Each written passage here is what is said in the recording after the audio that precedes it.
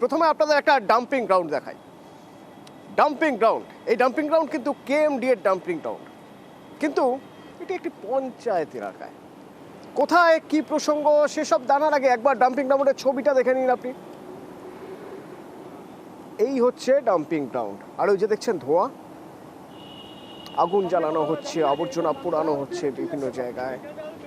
আর এই যে ধোঁয়া উঠছে, ধোঁয়া উঠে পুরো এলাকায় ছড়িয়ে যাচ্ছে, তাতে কি সমস্যা হচ্ছে শুনুন এলাকার মানুষ কি বলছেন। সন্ধে হলে এখন কদিন ধরে খালি আগুন জ্বালিয়ে দিচ্ছে, জ্বালিয়ে দিয়ে অন্ধকার হয়ে গেছে, একদম মনে হচ্ছে কুয়াশা হয়ে গেছে, দোকানদারি করাই যাচ্ছে না, প্রচন্ড ধোঁয়া, নিঃশ্বাসে কষ্ট হচ্ছে। আমরা চাইছি এইগুলো ভাঙা বন্ধ করো। 3 দিন 4 দিন ধরে এখানে আগুন জ্বলছে, প্রশাসনের কোনো হেলদোল নেই, না ফায়ার ব্রিগেড আছে না কিছু।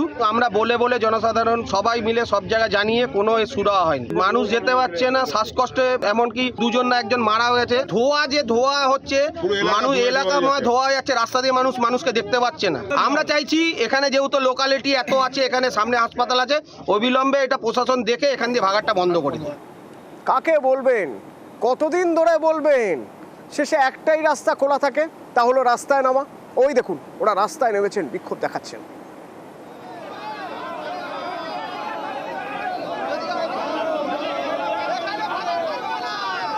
প্রতিনিধি দেবাশিস আমার সঙ্গে সরাসরি রয়েছেন। দেবাশিস, প্রথমে একটু জায়গাটা বোঝার চেষ্টা করবো, এই ডাম্পিং গ্রাউন্ড কোথাকার, কোন জায়গায়, কতটা জায়গা জুড়ে?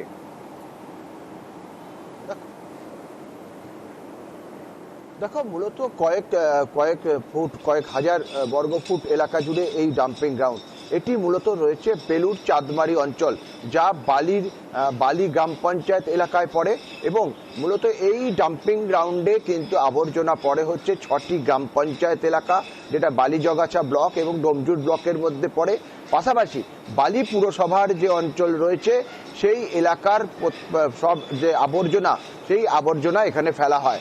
আর এই আবর্জনা যেখানে ফেলা হচ্ছে সেটি একটি কিন্তু প্রয়োজনীয় রাস্তা, গুরুত্বপূর্ণ রাস্তা, যেই রাস্তা দিয়ে বালি বেলুর বিভিন্ন জায়গায়, সাপুইপাড়া থেকে নিশ্চিন্দা বিভিন্ন জায়গায় যাতায়াত করার একটিমাত্র রাস্তা, তার কারণ বেলুর স্টেশনের রোডের উপরে পড়ে। ফলে সেই জায়গায় দাঁড়িয়ে এখানে এরকম একটা ডাম্পিং গ্রাউন্ড তৈরি হয়েছিল দীর্ঘদিন আগে, যেটি ছোট আকারে। পরবর্তীকালে সময়ের সাথে সাথে কিন্তু এর গুরুত্ব বাড়ে এবং সেখানে আবর্জনার পরিমাণ তাও বেড়ে চলে, প্রায় পাহাড় সমান হয়ে গেছে এই মুহূর্তে আবর্জনার স্তূপ। সেখানে দাঁড়িয়ে একটি ইএসআই হাসপাতালে রয়েছে, যেখানে এই রকম আগুন বা ধোঁয়ায় যে দূষণ ছড়াচ্ছে, তাতে হাসপাতালে পর্যন্ত সমস্যায় পড়ছে। ঠিকই তো, সাধারণ মানুষই টিকতে পারছেন না, এলাকার দোকানদাররা যারা বিক্রি বাটা করছেন, যারা কিনছেন তারাও টিকতে পারছেন না, যারা বাস করছেন তারা টিকতে পারছেন না। আর হাসপাতালে অসুস্থ রোগীরা যে কি হালে রয়েছেন সে তো আর নতুন করে বলার অপেক্ষা রাখে না, আপনারা নিশ্চয়ই বুঝতে পারছেন। তো দেবাশিস, এখান থেকেই আমার প্রশ্ন, এই ডাম্পিং গ্রাউন্ড কেএমডি এর সঙ্গে যোগাযোগ করা হয়েছে, দায়িত্ব তো তাদের নিতে হবে। দেখো, মূলত এই যে ডাম্পিং গ্রাউন্ডে এর যে রক্ষণাবেক্ষণ, এর দায়িত্বে কিন্তু বালি পুরসভা, পাশাপাশি পুরোটাই দেখাশোনা করেন হচ্ছে কেএমডিএ। বালি পুরসভা যেহেতু দীর্ঘদিন ছিল না, হাওড়া পুরসভার সঙ্গে যুক্ত ছিল, তখন থেকে এই কেএমডিএ এই রক্ষণাবেক্ষণ, এবং এই রক্ষণাবেক্ষণ অর্থাৎ এই আবর্জনা যাতে সমস্যা না বাড়ায়, বেড়ে না যায়, সেই কারণে বেশ কয়েকটি সংস্থাকে সেখানে দায়িত্ব দেওয়া হয়েছিল, যারা এই আবর্জনা থেকে জৈব সার তৈরি করবে। সেই সার বাইরে চলে গেলে অর্থাৎ আবর্জনাগুলিকে ব্যবহার করা হবে। আর এই আবর্জনা ব্যবহার করতে গিয়েই যখন সেখানে প্লাস্টিক আসছে, সেই প্লাস্টিকগুলিকে তো আর কাজে লাগানো যায় না, ফলে সেগুলিকে আগুন ধরানো হচ্ছে। কে বা কারা আগুন লাগাচ্ছে তা কিন্তু পরিষ্কার নয়, অভিযোগ পাল্টা অভিযোগ রয়েছে। তবে প্রধানের দাবি যে এই সংস্থা ঠিক মতন কাজ করছে না, সেই কারণে আরো বেশ কয়েকটি সংস্থার সঙ্গে কথা হয়েছে। পঞ্চায়েত প্রধানের বক্তব্য শুনবো দেবাশিস। আগুনটা লাগলে ধুয়োটা থেকে যে একটা মিথাইল গ্যাস তৈরি হয়, এর ফলে আর কি এলাকার মানুষের আর কি সত্যিকারের খুবই কষ্ট হচ্ছিল। আমরা মিউনিসিপ্যালিটির সঙ্গে কথা বলেছিলাম, এবং নতুন যারা আবার আর কি যারা কন্ট্যাক্ট পেয়েছে তাদের সঙ্গে আমরা কথা বলেছি, এবং আমরা ফায়ার ব্রিগেডের সঙ্গে কথা বলছি। ফায়ার ব্রিগেড বলেছিল যারা আর কি নতুন টেন্ডার পেয়েছে তাদের নিয়ে আমরা বসবো, কিছু গাইডলাইন আছে, ওই সব গাইডলাইনগুলো মেনে চললেই আর কি এই জিনিসগুলো আর কি হবে না। যেভাবে আর কি কাজটা হচ্ছিল ঠিকঠাক হচ্ছিল এটা আমি বলবো না, ঠিকঠাক হচ্ছিল না, সেই জন্যই তো প্ল্যানিংগুলো নেওয়া। দেবাশিস, তুমি জৈব সারের কথা বলছিলে, কিন্তু যে পদ্ধতিতে যেভাবে আগুন জ্বালানো হয় বা যেভাবে সার তৈরি করা হয়, সেই পদ্ধতিগত ত্রুটির উল্লেখ করছেন, অভিযোগ করছেন পঞ্চায়েত প্রধান।